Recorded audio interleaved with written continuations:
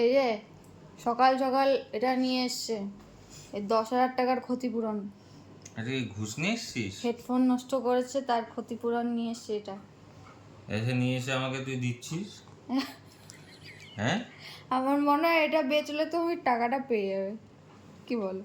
হ্যাঁ, এটা নিয়ে এসে আমাকে হ্যাঁ, দিয়েছে, মিশকা নিয়ে এটা মনে করে, হাতে দিয়েছে। মিশকা এটা মনে করে, এটা বেচলে মিশকা বল টাকাটা উঠে যাবে না?